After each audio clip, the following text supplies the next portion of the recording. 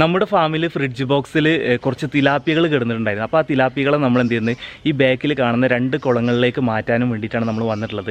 ഈ 2 കുളങ്ങൾ നിങ്ങളുമായിട്ട് ഇതിൻ്റെ വീഡിയോസ് നമ്മൾ ഷെയർ ചെയ്തിട്ടുണ്ടായിരുന്നില്ല. കഴിഞ്ഞ വേനൽ അവസാനത്തിൽ നമ്മൾ നിർമ്മിച്ചിട്ടുള്ള 2 കുളങ്ങളായിരുന്നു. പടുത് വിരിക്കണമെന്ന് പ്ലാൻ ചെയ്തിട്ടുണ്ടായിരുന്നു. അപ്പോൾ ഇതിന് വെള്ളം കൂടിയ കാരണം നമുക്ക് വിരിക്കാൻ കഴിഞ്ഞില്ല. അതുപോലെ തന്നെ സർക്കാർ സബ്സിഡിയിൽ ഉൾപ്പെടുത്തിയിട്ട് നമുക്ക് അപേക്ഷിക്കണം എന്ന് വിചാരിച്ച ഒരു സ്കീമായിരുന്നു ഇത്, കരിമീൻ വിത്തുൽപാദനത്തിന് വേണ്ടിയിട്ട്. പക്ഷേ നമ്മൾ വിചാരിച്ച മാതിരി പ്ലാനിങ് കാര്യങ്ങൾ നമുക്ക് പൂർത്തീകരിക്കാൻ കഴിഞ്ഞില്ല. അപ്പോൾ അതുകൊണ്ട് നമ്മൾ ഈ കുളം ഇങ്ങനെ ഇട്ടതായിരുന്നു. അപ്പോൾ ഇതിൻ്റെ കൂടുതൽ കാഴ്ചകളും വിശേഷങ്ങളൊക്കെയാണ് ഇന്ന് നിങ്ങളുമായിട്ട് ഷെയർ ചെയ്യാൻ പോകുന്നത്. അപ്പോൾ അതുപോലെ തന്നെ ആദ്യം നമുക്ക് എന്ത് ചെയ്യാം, നമ്മുടെ തിലാപ്പിയനെ നമുക്ക് കളക്ട് ചെയ്യാനുണ്ട്. കളക്ട് ചെയ്തിട്ട് നമുക്ക് നേരിട്ട് എന്ത് ചെയ്യാം, ഇങ്ങോട്ട് വരാം. ഈ തിലാപ്പിയനെ നമുക്ക് ഫ്രിഡ്ജ് ബോക്സിൽ വളർത്തൽ റിസ്ക്കാണ്. കാരണം നമ്മൾ എക്സ്പീരിയൻസ് വെച്ച് പറയുകയാണെങ്കിൽ ആഴ്ചയിൽ 2 ദിവസം വെള്ളം മാറ്റേണ്ട ഒരു സിറ്റുവേഷൻ ഉള്ളത്. അപ്പോൾ നമ്മളിപ്പോൾ തൽക്കാലം ഇതിൽ റെഡ് തിലാപ്പിയ ഉണ്ട്, അതുപോലെ തന്നെ ബ്ലാക്ക് തിലാപ്പിയ ഉണ്ട്. അപ്പോൾ ഇതിൽ നിന്ന് റെഡിനെ ഇവിടെ നിർത്തിയിട്ട് നമ്മൾ ബ്ലാക്കിനെ മാത്രമായിട്ട് പിടിക്കുകയാണ്. നമുക്ക് എന്നിട്ട് പാടത്ത് വേറൊരു പോണ്ട് ഉണ്ടാക്കിയിട്ടുണ്ട്, അതിലേക്ക് മാറ്റാനാണ് പോകുന്നത് നമ്മൾ ബ്ലാക്ക് തിലാപ്പിയനെ. അതെടുത്തോളെ. അപ്പോൾ ഈ വെള്ളം ഉപയോഗിച്ചിട്ട് നമുക്ക് അടുത്ത ദിവസം തന്നെ മൊയ്ന കൾച്ചർ സ്റ്റാർട്ട് ചെയ്യാനുണ്ട്. അപ്പോൾ നമുക്ക് ഇതിൽ നിന്ന് താൽക്കാലികമായിട്ട് ബ്ലാക്ക് മാത്രം നമ്മളിപ്പോൾ തിരഞ്ഞ് പിടിക്കാൻ പോകണം. നമ്മളിപ്പോൾ ഈ വെള്ളം ഒഴിവാക്കുന്നില്ല. കാരണം വെച്ചാൽ വെള്ളം മൊയ്ന കൾച്ചറിന് നല്ല വെള്ളമാണ് ഇതെന്ന് ഒരുപാട് സുഹൃത്തുക്കൾ നമ്മൾ സൂചിപ്പിച്ചിട്ടുണ്ടായിരുന്നു. അതുകൊണ്ടാണ് നമ്മൾ മൊയ്ന കൾച്ചർ ഇനി ഈ വെള്ളം ഉപയോഗിച്ചിട്ട് നമുക്ക് ബൾക്ക് മൊയ്ന കൾച്ചർ അടുത്ത ദിവസം തന്നെ നമ്മൾ സ്റ്റാർട്ട് ചെയ്യാൻ പ്ലാൻ ചെയ്യുന്നുണ്ട്. അപ്പോൾ അതിന് വേണ്ടിയിട്ട് നമ്മൾ ഈ വെള്ളം മാറ്റാതെ തന്നെ നമ്മൾ ഇതിൽ നിന്ന് ബ്ലാക്ക് തിലാപ്പിനെ മാത്രം ആയിട്ട് പിടിക്കാൻ പോവാണ്. എന്നിട്ട് നമ്മൾ മുമ്പ് പ്ലാൻ ചെയ്ത പോലെ തന്നെ ഇവിടെ നമ്മൾ ഒരു വലിയ ടാങ്ക് സെറ്റ് ചെയ്യാനുള്ള പ്ലാനിങ് ഉണ്ട്. ഈ ഭാഗത്ത് കല്ലൊക്കെ ഇറക്കി വെച്ചിട്ട് കുറച്ച് ദിവസമായി. അപ്പോൾ ഇതിൽ വിരിക്കേണ്ട ഫ്ലക്സ് ഷീറ്റാണ് നമ്മൾ നോക്കിക്കൊണ്ടിരിക്കുന്നത്. അപ്പോൾ പല സ്ഥലങ്ങളിലും ഇപ്പോൾ കണ്ടെയ്ൻമെൻറ്റ് സോണൊക്കെ എറണാകുളം പല സ്ഥലങ്ങളിലും ആയ കാരണം നമുക്ക് അവിടുന്ന് ഫ്ലക്സ് കുറഞ്ഞ റേറ്റിന് അവിടുന്ന് എടുക്കാമെന്ന് വിചാരിച്ചിരുന്നു. അപ്പോൾ അത് ബുദ്ധിമുട്ടായതുകൊണ്ട് നമ്മൾ ടാങ്ക് നിർമ്മാണം പെൻഡിങ് ആയി കിട്ടുന്നു. അപ്പോൾ ഇവിടെ ടാങ്ക് നിർമ്മിച്ച് കഴിഞ്ഞതിന് ശേഷം നമുക്ക് റെഡ് തിലാപ്പിനെ മൊത്തം ഇങ്ങോട്ട് മാറ്റാനുള്ളതാണ്. അപ്പോൾ താൽക്കാലികമായിട്ട് നമ്മൾ ബ്ലാക്ക് മാത്രമാണ് പിടിക്കുന്നത്. റെഡ് ഇവിടെ തന്നെ നിലനിർത്തുകയാണ് ചെയ്യുന്നത്. ഒക്കെ എടുത്തോളൂ, ബ്ലാക്ക് ഒക്കെ എടുത്തോളൂ. അപ്പോൾ ഇത് ഏത് ഇനത്തിൽപ്പെട്ട തിലാപ്പിയ എന്നറിയില്ല കേട്ടോ. MST ഉണ്ട്, ഗിഫ്റ്റ് ഉണ്ട്, ചിത്രലാട്, അങ്ങനെ പല തിലാപ്പികൾ ഇപ്പോൾ മാർക്കറ്റിൽ വരുന്നുണ്ട്. അപ്പോൾ കുറച്ച് മുമ്പ് നമ്മൾ കൊണ്ടുവന്നിട്ടിട്ടുള്ളതാണ്. അപ്പോൾ ഇതിലേക്ക് എടുക്കലാണെങ്കിൽ എങ്ങനെയായാലും ഒരു 3 മാസത്തിന് മുകളിലായിട്ടുണ്ടാവും. വലിയ ഗ്രോത്ത് വ്യത്യാസം കാണിക്കുന്നില്ലെങ്കിലും നമ്മുടെ ഫാമിൽ എത്തിയതിന് ശേഷം ഗ്രോത്ത് ഉണ്ടായിട്ടുണ്ട് മീനുകൾക്ക്. അപ്പോൾ നമുക്ക് ഇതിനകത്ത് ഇനി കീപ്പ് ചെയ്യൽ റിസ്ക്കാണ്. മീനുകൾക്കും അത് ബുദ്ധിമുട്ടാണ്. നമുക്ക് 2 ദിവസം വെച്ച് വെള്ളം മാറ്റലും നമുക്കത് ബുദ്ധിമുട്ടാണ്. അതുകൊണ്ടാണ് ഇപ്പോൾ നമ്മൾ മാറ്റാൻ പോകുന്നത്. അപ്പോൾ നമ്മൾ എന്ത് ചെയ്യുക, മീനുകളെ കംപ്ലീറ്റ് പിടിച്ച് കഴിഞ്ഞതിന് ശേഷം നമ്മൾ പുതിയ ടാങ്കിൻ്റെ സെറ്റപ്പ് ഒക്കെ ഒന്ന് നമുക്ക് കാണാം. 4 മീറ്റർ നീളം, 2 മീറ്റർ വീതി, 1 മീറ്റർ താഴ്ച, ആ രീതിയിലുള്ള 2 കുളങ്ങളാണ് നമ്മളിവിടെ നിർമ്മിച്ചിട്ടുണ്ടായിരുന്നത്. കഴിഞ്ഞ വേനൽ ലാസ്റ്റ് സമയത്താണ് നമ്മളിവിടെ നിർമ്മിച്ചിട്ടുണ്ടായിരുന്നത്. കഴിഞ്ഞ വർഷത്തെ സ്കീമിൽ കരിമീൻ വിത്തുൽപാദനത്തിന് സബ്സിഡി സ്കീം ഉണ്ടായിരുന്നു. ഇത്തരത്തിൽ 4-2-1-ൻ്റെ 2 കുളങ്ങൾ നിർമ്മിച്ചിട്ടുണ്ടെങ്കിൽ കരിമീൻ വിത്തുൽപാദനത്തിന് ഒരു സബ്സിഡി സ്കീം ഉണ്ടായിരുന്നു. അത് പ്ലാൻ ചെയ്തിട്ടാണ് ഇവിടെ നമ്മൾ ഈ 2 കുളങ്ങൾ നിർമ്മിച്ചിട്ടുണ്ടായിരുന്നത്.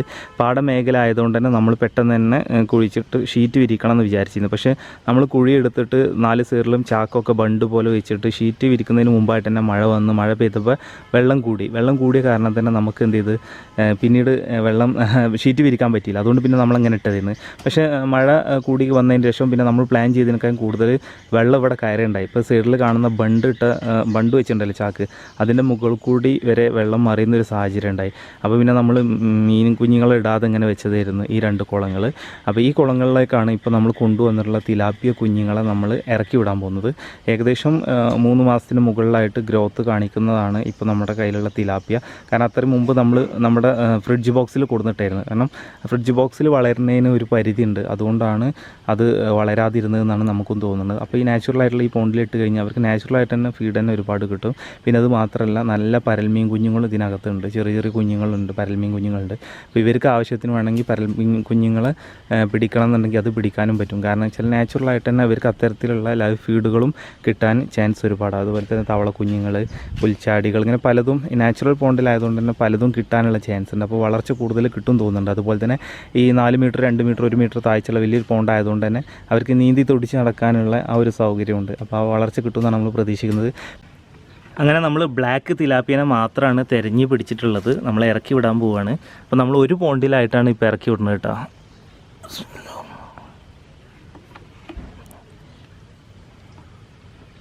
നമ്മൾ കുറച്ച് നേരം ഇങ്ങനെ ഇറക്കി വെക്കണം. കുറച്ച് സമയം കഴിഞ്ഞതിന് ശേഷം പിന്നെ എന്ത് ചെയ്യുക, നമുക്കിതിനെ ഇറക്കി വിടാം. ആ ടെമ്പറേച്ചർ ഒന്ന് ശരിയാവാനും വേണ്ടിയിട്ടാണ് ചെയ്യുന്നത്. നമുക്ക് ഒന്നുകൂടി പിടിച്ചുകൊണ്ട് നിൽക്കേണ്ടി വരും, അല്ലെങ്കിൽ ഈ സൈഡിലേക്ക് ഇങ്ങനെ ക്രോസ് ചെയ്ത് പിടിക്കേണ്ടി വരും കേട്ടോ. കാരണം ബക്കറ്റ് ആയതുകൊണ്ട് മറിഞ്ഞ് വീഴുമോയെന്നൊരു സാധ്യത ഉണ്ടല്ലേ. വലിയ കുഴപ്പമില്ല, കുറച്ച് നേരം ഇങ്ങനെ നിൽക്കട്ടെ. ഇങ്ങനെ നിർത്തി കഴിഞ്ഞ ശേഷം ഒരു 5 മിനിറ്റ് കഴിഞ്ഞ ശേഷം നമുക്ക് എന്ത് ചെയ്യാം, ഇറക്കി കൊടുക്കാം. തെറ്റില്ലാത്ത രീതിയിലുള്ള പരൽമീൻ കുഞ്ഞുങ്ങളെ നമുക്ക് ഈ പോണ്ടിൽ കാണാനുണ്ട്. അതുപോലെ തന്നെ നമ്മൾ തിലാപ്പിയൻ്റെ ഇതിലേക്ക് വന്നിട്ടുണ്ടെങ്കിലും തിലാപ്പിയ ചെറുതും വലുതും ഉണ്ട് കേട്ടോ. ചെറിയ തിലാപ്പിയകളും കുറച്ചെണ്ണം ഇതിനകത്ത് കാണുന്നുണ്ട്. ഇനി ഈ പോണ്ടിലെത്തിക്കഴിഞ്ഞാൽ എല്ലാം സെറ്റാവുന്ന പ്രതീക്ഷിക്കുന്നത്. അതുപോലെ തന്നെ നമുക്കൊരു പ്രതീക്ഷയുള്ളത് ഇതിൽ മെയിൽ തിലാപ്പി ഉണ്ടെങ്കിൽ അത്യാവശ്യം ഗ്രോത്ത് ആവാൻ ചാൻസ് ഉണ്ട്. ഫീമെയിൽ ആണെങ്കിൽ പെട്ടെന്ന് ബ്രീഡ് ആവാനും ചാൻസ് ഉണ്ട്. നമുക്ക് എങ്ങനെയായാലും വരും ദിവസങ്ങളൊക്കെ ഇതിൻ്റെ അപ്ഡേഷനും കാര്യങ്ങളും നിങ്ങളുമായിട്ട് ഷെയർ ചെയ്യാൻ ശ്രമിക്കുന്നുണ്ട്. നമുക്ക് എങ്ങനെയായാലും എന്ത് ചെയ്യാം, ഇനി ഇവരെ തുറന്നു വിടാം. തുറന്നു വിടുന്ന സമയത്ത് നമ്മൾ പോണ്ടിലെ വെള്ളം ഇതിനകത്തേക്ക് കയറ്റി കൊടുക്കട്ടെ. ആദ്യം ചെയ്യുന്നത് കണ്ടില്ലേ, പോണ്ടിലെ വെള്ളം കുറേശ്ശെ ഇതിനകത്തേക്ക് ഇങ്ങനെ കയറ്റി കൊടുക്കുക.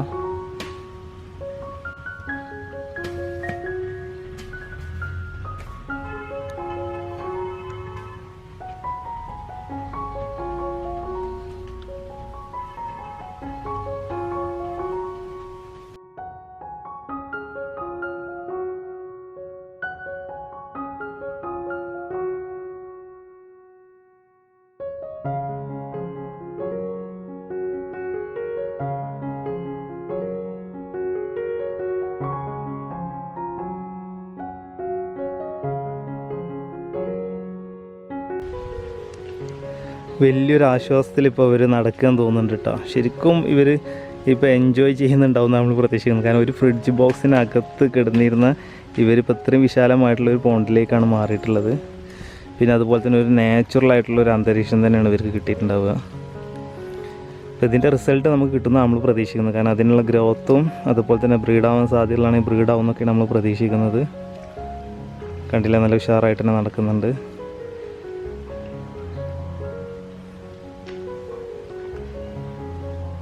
ഇനി അതുപോലെ തന്നെ റെഡ് തിലാപ്പി ഉണ്ട്. റെഡ് തിലാപ്പി നമുക്ക് നോക്കുക. റെഡ് തിലാപ്പി നമ്മൾ അവിടെ ഒരു ടാങ്ക്, നമ്മുടെ വീട്ടിൽ തന്നെ ഒരു ടാങ്ക് സെറ്റ് ചെയ്യണമെന്ന് വിചാരിക്കുന്നത്.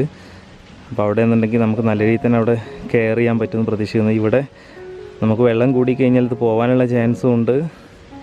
വെള്ളം കൂടിയിട്ടില്ല എന്നുണ്ടെങ്കിൽ ഓവറായിട്ടില്ലാണ്ടെങ്കിൽ നമുക്കിത് കിട്ടാനുള്ള ചാൻസ് ഉണ്ട്. അപ്പോൾ ഒരു 50-50 ചാൻസിലാണ് ഇപ്പോൾ നമ്മൾ ഇതിനെ ഇറക്കി വിട്ടുള്ളത്. അപ്പോൾ റെഡ് തിലാപ്പി നമ്മൾ അങ്ങനെ ഇറക്കി വിടണ്ടെന്നുള്ള ആ ഒരു തീരുമാനത്തിൽ നിൽക്കുന്നത്. അതുകൊണ്ടാണ്. അല്ലെങ്കിൽ നമുക്കിവിടെ പുറത്തൊരു പോണ്ട് ഫ്രീ ആയിട്ടുണ്ടായിരുന്നു, അതിലേക്ക് വേണമെങ്കിൽ അതിനെ ഇറക്കി വിടായിരുന്നു. എങ്ങനെയാലും നമുക്ക് നോക്കുക, വരും ദിവസങ്ങളിൽ എന്തെങ്കിലും മാറ്റില്ല എന്നുണ്ടെങ്കിൽ നമുക്ക് എന്ത് ചെയ്യുക, അതിലേക്ക് തന്നെ ഇറക്കി വിടാനുള്ള ഇത് നോക്കാം. നമ്മൾ ആദ്യം ടാങ്ക് കെട്ടാനുള്ള ഷീറ്റ് കാര്യങ്ങളൊക്കെ കിട്ടുമോ എന്നുള്ളത് നമുക്ക് ശ്രമിച്ച് നോക്കാം. മത്സ്യകൃഷിയിൽ സബ്സിഡി കിട്ടുന്ന പല സ്കീമുകളും നിലവിലുണ്ട്. അപ്പോൾ നമ്മൾ സബ്സിഡിക്ക് അപേക്ഷിക്കുന്നതിന് മുമ്പായിട്ട് നമ്മൾ ഈ സബ്സിഡി സ്കീമിനെ കുറിച്ച് നമ്മൾ കൂടുതലായിട്ട് പഠിച്ച് മനസ്സിലാക്കുന്നത് ബെറ്റർ ആയിരിക്കും. അതിന് ഏറ്റവും കൂടുതൽ ഹെൽപ്പ് ചെയ്യുന്നത് ഓരോ പഞ്ചായത്തിന് കീഴിലും അല്ലെങ്കിൽ മുനിസിപ്പാലിറ്റിക്ക് കീഴിലും അക്വാകൾച്ചർ പ്രൊമോട്ടർമാരുണ്ടാവും. അവർ മുഖേന നമ്മൾ കോൺടാക്ട് ചെയ്തിട്ടുണ്ടെങ്കിൽ നിലവിലുള്ള സബ്സിഡി സ്കീമുകളെ കുറിച്ച് നമുക്ക് അറിയാൻ പറ്റും.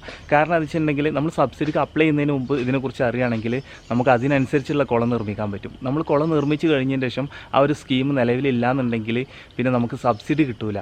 പലപ്പോഴും നമുക്ക് സബ്സിഡി ഒരു വലിയൊരു ആനുകൂല്യം തന്നെയാണ് നമുക്ക് കിട്ടുന്നത്. കാരണം വെച്ചാൽ നമ്മളിപ്പോൾ 1,00,000 രൂപ ചിലവഴിച്ചിട്ടുള്ള ഒരു പ്രോജക്റ്റ് നമ്മൾ ചെയ്യുകയാണെങ്കിൽ ആ പ്രോജക്റ്റ് കോസ്റ്റ് വെച്ചിട്ടുണ്ടെങ്കിൽ ചില സ്കീമുകൾക്ക് 40% സബ്സിഡി ഉണ്ടെന്നുണ്ടെങ്കിൽ അത് നമുക്ക് വലിയൊരു ആശ്വാസം തന്നെ ആയിരിക്കും, ഈ 40% സബ്സിഡി എന്നുള്ളത്.